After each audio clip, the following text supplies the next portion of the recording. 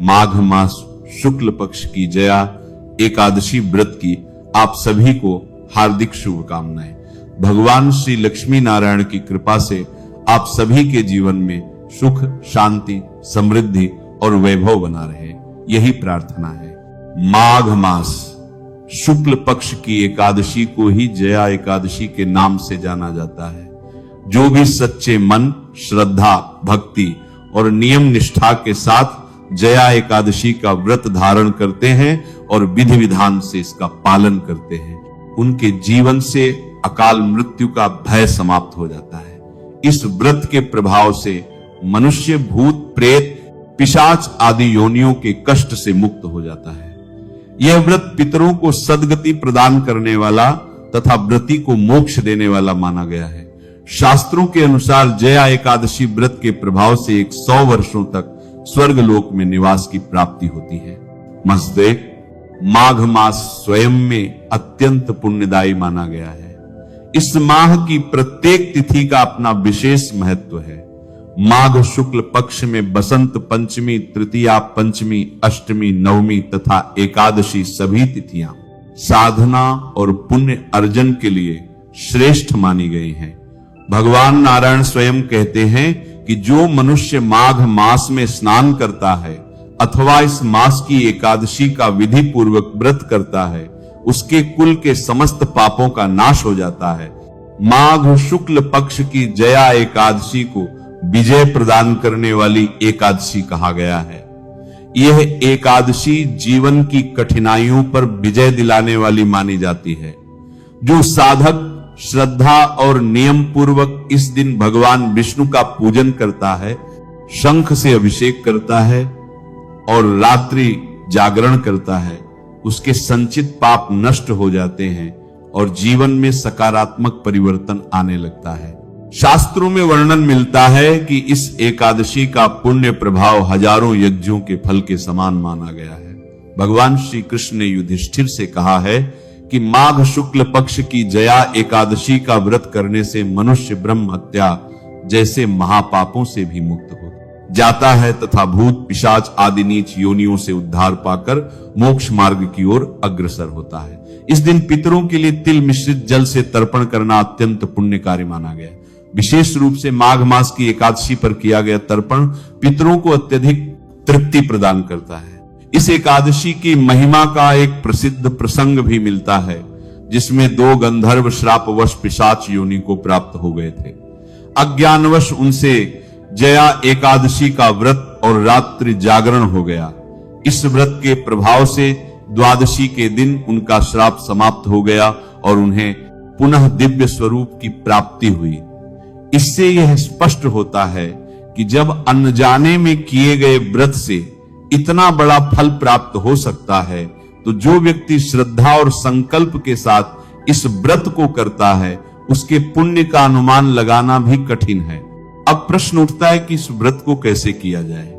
शास्त्रों के अनुसार जया एकादशी के व्रत की तैयारी दशमी तिथि से ही आरंभ हो जाती है। दशमी के दिन से ही साधक को अपने आहार विहार और आचरण को शुद्ध करना चाहिए। इस दिन से मांस, मदिरा और तामसिक भोजन का पूर्ण त्याग कर देना चाहिए तथा मन, वाणी और कर्म से संयम धारण करना चाहिए। दशमी की रात्रि से ही भगवान विष्णु का स्मरण करते हुए व्रत का संकल्प लेना श्रेष्ठ माना गया है। इस व्रत को शास्त्रीय विधि और पूर्ण नियमों के साथ करना चाहिए। जो साधक श्रद्धा पूर्वक नियमों का पालन करते हुए इस व्रत को आरंभ करता है और विधि विधान से इसका समापन करता है, उसकी मनोकामनाएं अवश्य पूर्ण होती है। जया एकादशी के दिन पितरों के लिए तर्पण करना विशेष रूप से फलदायी बताया गया है। वैसे तो प्रत्येक एकादशी पर पितृ तर्पण का महत्व है, लेकिन माघ मास में वह भी एकादशी के दिन तिल मिश्रित जल से किया गया तर्पण पितरों को अत्यंत संतोष प्रदान करता है। आगे हम यह भी जानेंगे कि पितृ तर्पण किस विधि से करना चाहिए। भगवान श्री कृष्ण स्वयं इस एकादशी की महिमा बताते हुए कहते हैं कि जया एकादशी के पुण्य प्रभाव से माल्यवान नामक गंधर्व और गंधर्व कन्या पुष्पवती का उद्धार हुआ था। देवराज इंद्र के श्राप से वे दोनों पिशाच योनि को प्राप्त हुए और लंबे समय तक घोर कष्ट भोगते रहे। एक बार अज्ञानवश उनसे माघ शुक्ल जया एकादशी का व्रत हो गया और उसी रात्रि उनसे जागरण भी हो गया। इस व्रत के प्रभाव से जब अगले दिन द्वादशी का सूर्य उदित हुआ तो देवराज इंद्र का श्राप समाप्त हो गया और दोनों को पुनः अपना दिव्य गंधर्व स्वरूप प्राप्त हुआ। इस प्रकार यह एकादशी मनुष्य के अत्यंत भारी पापों का भी नाश करने वाली मानी गई है, जब अनजाने में किए गए व्रत से इतना महान फल प्राप्त हो सकता है। तो जो व्यक्ति संकल्प लेकर श्रद्धा से पूजन करता है, उसके पुण्य का वर्णन करना किसी के लिए भी संभव नहीं है। जया एकादशी के दिन पितरों के लिए तर्पण करना विशेष रूप से फलदायी बताया गया है। वैसे तो प्रत्येक एकादशी पर पितृ तर्पण का महत्व है, लेकिन माघ मास में वह भी एकादशी के दिन तिल मिश्रित जल से किया गया तर्पण पितरों को अत्यंत संतोष प्रदान करता है। आगे हम यह भी जानेंगे कि पितृ तर्पण किस विधि से करना चाहिए। भगवान श्री कृष्ण स्वयं इस एकादशी की महिमा बताते हुए कहते हैं कि जया एकादशी के पुण्य प्रभाव से माल्यवान नामक गंधर्व और गंधर्व कन्या पुष्पवती का उद्धार हुआ था। देवराज इंद्र के श्राप से वे दोनों पिशाच योनि को प्राप्त हुए और लंबे समय तक घोर कष्ट भोगते रहे। एक बार अज्ञानवश उनसे माघ शुक्ल जया एकादशी का व्रत हो गया और उसी रात्रि उनसे जागरण भी हो गया। इस व्रत के प्रभाव से जब अगले दिन द्वादशी का सूर्य उदित हुआ तो देवराज इंद्र का श्राप समाप्त हो गया और दोनों को पुनः अपना दिव्य गंधर्व स्वरूप प्राप्त हुआ। इस प्रकार यह एकादशी मनुष्य के अत्यंत भारी पापों का भी नाश करने वाली मानी गई है, जब अनजाने में किए गए व्रत से इतना महान फल प्राप्त हो सकता है। तो जो व्यक्ति संकल्प लेकर श्रद्धा से पूजन करता है, उसके पुण्य का वर्णन करना किसी के लिए भी संभव नहीं है। जया एकादशी के दिन पितरों के लिए तर्पण करना विशेष रूप से फलदायी बताया गया है। वैसे तो प्रत्येक एकादशी पर पितृ तर्पण का महत्व है, लेकिन माघ मास में वह भी एकादशी के दिन तिल मिश्रित जल से किया गया तर्पण पितरों को अत्यंत संतोष प्रदान करता है। आगे हम यह भी जानेंगे कि पितृ तर्पण किस विधि से करना चाहिए। भगवान श्री कृष्ण स्वयं इस एकादशी की महिमा बताते हुए कहते हैं कि जया एकादशी के पुण्य प्रभाव से माल्यवान नामक गंधर्व और गंधर्व कन्या पुष्पवती का उद्धार हुआ था। देवराज इंद्र के श्राप से वे दोनों पिशाच योनि को प्राप्त हुए और लंबे समय तक घोर कष्ट भोगते रहे। एक बार अज्ञानवश उनसे माघ शुक्ल जया एकादशी का व्रत हो गया और उसी रात्रि उनसे जागरण भी हो गया। इस व्रत के प्रभाव से जब अगले दिन द्वादशी का सूर्य उदित हुआ तो देवराज इंद्र का श्राप समाप्त हो गया और दोनों को पुनः अपना दिव्य गंधर्व स्वरूप प्राप्त हुआ। इस प्रकार यह एकादशी मनुष्य के अत्यंत भारी पापों का भी नाश करने वाली मानी गई है, जब अनजाने में किए गए व्रत से इतना महान फल प्राप्त हो सकता है। तो जो व्यक्ति संकल्प लेकर श्रद्धा से पूजन करता है, उसके पुण्य का वर्णन करना किसी के लिए भी संभव नहीं है। शास्त्रों में बताया गया है कि जया एकादशी के व्रत की तैयारी एक दिन पहले अर्थात दशमी तिथि से ही आरंभ हो जाती है। दशमी के दिन से ही व्रती को अपने आचरण और आहार को शुद्ध कर लेना चाहिए। इस दिन से मानसिक और शारीरिक रूप से मदिरा, मांस आदि का पूर्ण त्याग कर देना चाहिए। बहुत से लोग एकादशी का व्रत तो रखते हैं, लेकिन जीवन में मांस मदिरा का सेवन भी करते हैं। ऐसे साधकों को विशेष रूप से एक दिन पूर्व ही इनका त्याग कर देना चाहिए। ऐसा नहीं होना चाहिए कि दशमी को सेवन किया जाए और एकादशी के दिन त्याग किया जाए। दशमी तिथि से ही लहसुन, प्याज तथा तामसिक भोजन का प्रयोग वर्जित माना गया है। जो व्यक्ति एकादशी का व्रत कर रहा है, उसे ब्रह्मचर्य का पालन करना अनिवार्य बताया गया है। शास्त्रों में यह भी कहा गया है कि एकादशी और द्वादशी के दिन बाल धोना निषिद्ध है, विशेष रूप से स्त्रियों के लिए। इसी कारण दशमी तिथि को ही स्नान और केश शुद्धि कर लेनी चाहिए और उसी दिन से ब्रह्मचर्य का संकल्प लेना चाहिए। ये ब्रह्मचर्य का नियम पारण तक बनाए रखना चाहिए। इसके साथ ही तन और मन दोनों की शुद्धि पर विशेष ध्यान देना चाहिए। दशमी तिथि से शहद का प्रयोग भी वर्जित बताया गया है, इसीलिए यदि एकादशी के दिन पंचामृत बनाया जाए तो उसमें शहद का प्रयोग नहीं करना चाहिए, ना ही द्वादशी के दिन। एकादशी के दिन चावल का सेवन नहीं किया जाता, यह नियम सर्वविदित है। साथ ही लाल मसूर की दाल का त्याग भी दशमी तिथि से ही कर देना चाहिए। इन सभी नियमों के साथ दशमी तिथि का पालन करना चाहिए। शास्त्रों में दशमी को एक समय भोजन करने का विधान बताया गया है। यदि स्वास्थ्य अनुमति दे तो दिन के समय केवल एक बार अन्न ग्रहण करना उत्तम माना गया है और रात्रि में अन्न सेवन से बचना चाहिए। हालांकि आज के समय में अनेक लोग औषधियों पर निर्भर होते हैं या स्वास्थ्य संबंधी समस्याएं होती हैं, इसीलिए जिनके लिए नियम संभव ना हो वे अपने शरीर को कष्ट ना दें। रात्रि में सोने से पूर्व दंत धावन अवश्य करना चाहिए ताकि मुख में अन्न का कोई अंश ना रहे। एकादशी के दिन प्रातः काल सूर्योदय से पहले उठना चाहिए। माघ मास की एकादशी पर गंगा स्नान, यमुना स्नान अथवा त्रिवेणी स्नान का अत्यंत बड़ा महत्व बताया गया है। जो लोग इन पवित्र नदियों तक नहीं जा सकते वे घर पर ही स्नान के पात्र में थोड़ा गंगा जल मिलाकर स्नान करें। यदि संभव हो तो स्नान के जल में काले तिल भी मिला सकते हैं। यह स्नान अत्यंत पुण्यदायी माना गया है। स्नान सूर्योदय से पहले या सूर्योदय के समय तक कर लेना उत्तम होता है। इससे दोहरा लाभ प्राप्त होता है। एक तो माघ मास के स्नान का फल और दूसरा एकादशी व्रत का पुण्य। शास्त्रों में वर्णन आता है कि यदि कोई मनुष्य माघ मास में कुछ दिनों तक भी नियम पूर्वक स्नान कर लेता है तो उसे पापों से मुक्ति प्राप्त होती है।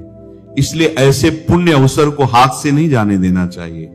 स्नान के बाद स्वच्छ वस्त्र धारण करें, फिर एकादशी की कथा और महात्म्य का श्रवण करें। इसके पश्चात भगवान नारायण का विधि पूर्वक पूजन करें और एकादशी व्रत की कथा श्रद्धा से सुने। एकादशी तिथि शुरू होगी 28 जनवरी 2026 की शाम को 4:35 से और एकादशी तिथि का समापन होगा 29 जनवरी 2026 के दोपहर में 1:55 पर। उदया तिथि के अनुसार जया एकादशी का व्रत 29 जनवरी 2026 दिन गुरुवार को रखा जाएगा। अब जया एकादशी पर पूजा के लिए जो सबसे श्रेष्ठ समय है वो सुबह 7:11 से 8:32 के बीच का है और दूसरा शुभ मुहूर्त सुबह 11:14 से दोपहर 1:55 तक का है। आप इन दोनों समय में से किसी भी समय पूजा कर सकते हैं। एक अच्छी बात यह है कि इस बार एक ही एकादशी है, यानी सभी संप्रदायों और धार्मिक स्थलों में यही एक तिथि मान्य होगी।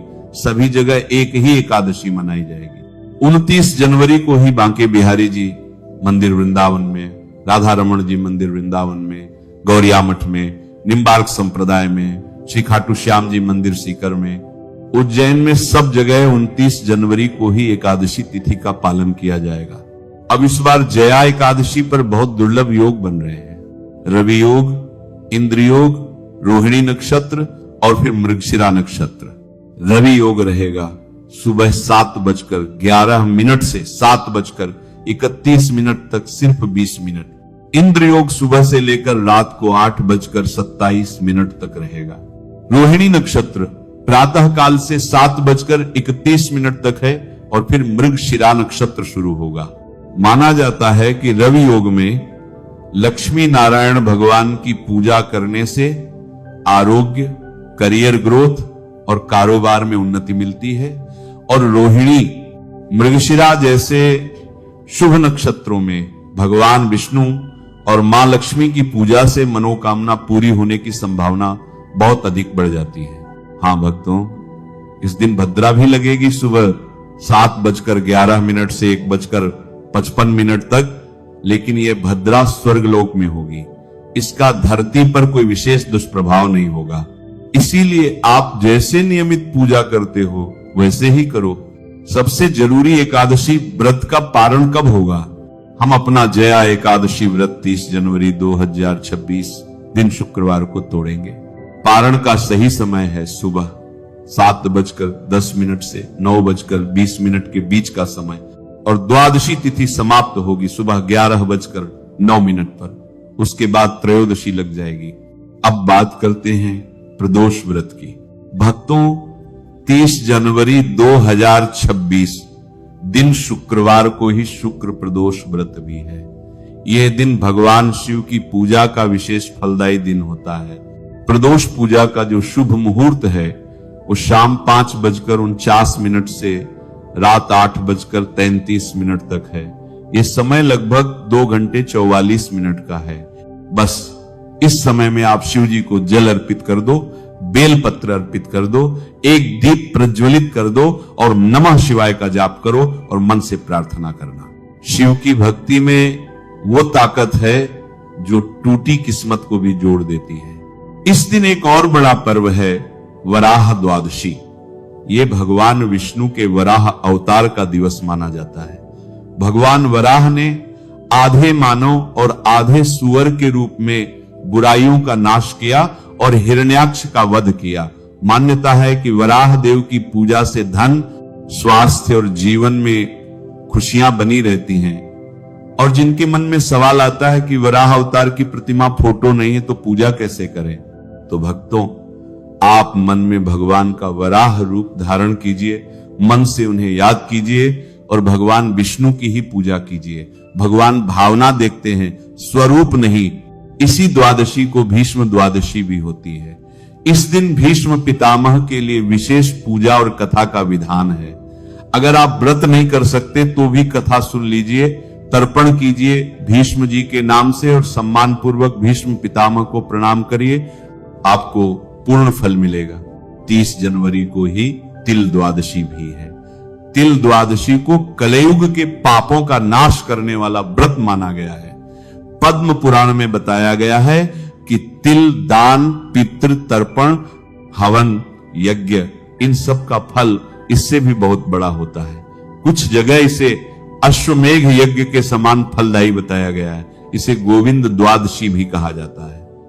तो भक्तों, 30 जनवरी 2026 का दिन सच में बहुत शुभ है, क्योंकि इसी दिन प्रदोष व्रत है, वराह द्वादशी है, भीष्म द्वादशी है, तिल द्वादशी है। व्रत ना कर सको तो कोई बात नहीं, लेकिन बढ़िया पूजा और दान जरूर करना, क्योंकि पुण्य का दरवाजा खुला हो तो खाली हाथ कभी भी लौटना नहीं चाहिए। अब आखिर में बात करते हैं माघ पूर्णिमा की। 1 फरवरी 2026 दिन रविवार को माघ पूर्णिमा। इसी दिन अपने माघ स्नान व्रत का उद्यापन करेंगे और इसी दिन गुरु रविदास जी की जयंती भी है। सत्यनारायण भगवान का व्रत पूजन भी इसी दिन करेंगे। इसी दिन करेंगे। पूर्णिमा तिथि प्रारंभ होगी 1 फरवरी 2026 को सुबह 5:44 से और पूर्णिमा तिथि का समापन होगा 2 फरवरी 2026 की सुबह 5:44 पर। पूर्णिमा व्रत वाले दिन चंद्रोदय का समय है 5:44। हमने माघ महीने के अंतिम बड़े व्रत त्योहारों की पूरी जानकारी दी। दुर्गाष्टमी व्रत, जया एकादशी, प्रदोष व्रत, वराह द्वादशी, भीष्म द्वादशी, तिल द्वादशी और माघ पूर्णिमा। अंत में एक अत्यंत आवश्यक और भ्रम निवारक विषय को स्पष्ट करना परम आवश्यक हो जाता है। जया एकादशी को लेकर हर वर्ष कुछ न कुछ भ्रांतियां समाज में फैलती रहती हैं, जिनमें सबसे प्रमुख भ्रम भद्रा को लेकर होता है। कई लोग ये मान लेते हैं कि यदि एकादशी पर भद्रा हो तो व्रत करना अशुभ होता है या व्रत का फल नष्ट हो जाता है। ये धारणा शास्त्र सम्मत नहीं है और केवल अज्ञान पर आधारित है। वास्तविक शास्त्रीय स्थिति यह है कि इस बार भद्रा का आरंभ 28 जनवरी की रात्रि में होगा और यह 29 जनवरी को दोपहर लगभग 1 बजे तक रहेगी। किंतु ये भद्रा जया एकादशी के व्रत, पूजन अथवा पारण किसी भी कार्य पर कोई नकारात्मक प्रभाव नहीं डालती। जया एकादशी भगवान श्रीहरि को समर्पित व्रत है और जहां भगवान नारायण की उपासना होती है वहां किसी भी प्रकार का अशुभ प्रभाव टिक नहीं सकता। इसलिए भद्रा के नाम से भयभीत होकर व्रत त्याग देना या दूसरों को रोकना एक गंभीर भूल है। यही कारण है कि सही शास्त्रीय जानकारी का प्रचार प्रसार अत्यंत आवश्यक हो जाता है। प्रत्येक श्रद्धालु का यह कर्तव्य है कि वह स्वयं भी सत्य को जाने और दूसरों तक भी सही जानकारी पहुंचाए, ताकि भ्रम फैलने से पहले ही उसका नाश हो सके। जब श्रद्धालु सही विधि, सही समय और सही भाव से भगवान नारायण की आराधना करते हैं, तभी जया एकादशी व्रत पूर्ण रूप से सफल होता है। भगवान श्री हरि सभी का कल्याण करें।